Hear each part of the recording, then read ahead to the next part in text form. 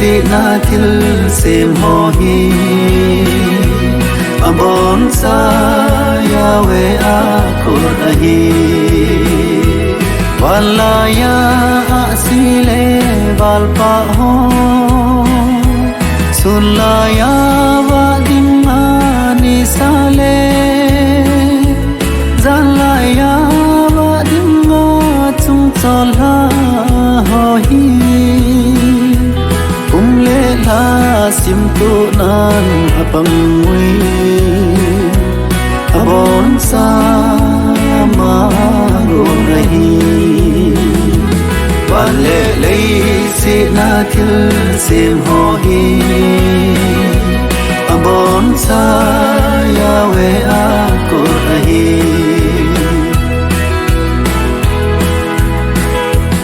Leiset chung calling li kabet a sim le ba sa le lam so lam lum lam mu le lam dam kum le phai cham ho hi kim tin pa chi tin zat kim in abo be a hoi nào le a nam tui nan asim pa azem hoi uve asim pa azoi hoi uve van le lei si na thil sim ho hi abon sa yawe a ko ahi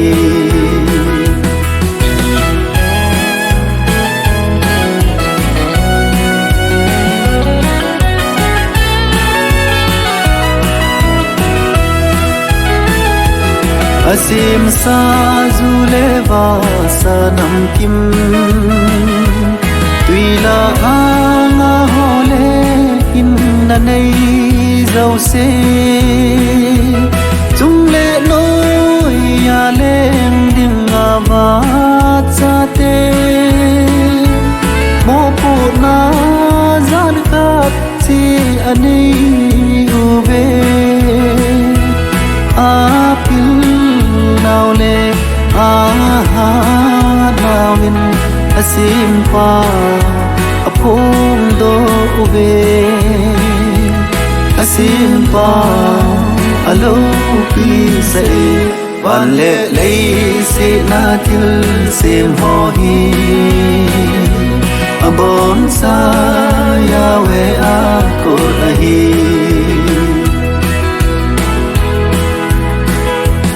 amalim le mela asim sa leimi him sa te ho hi ivang thave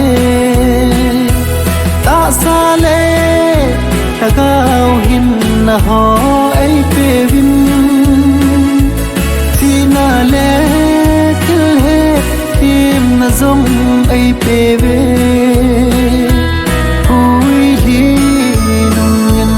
dai tui longin izakai ho hi abon sa ama bo ahi van le lei si na thil sim ho hi abon sa yawe a ko ahi walaya asile valpa ho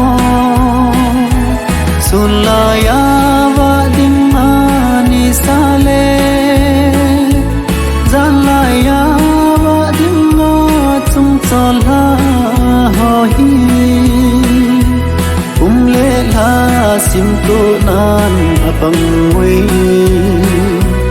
abon sa ma ro nahi van le lei si na thil sim ho hi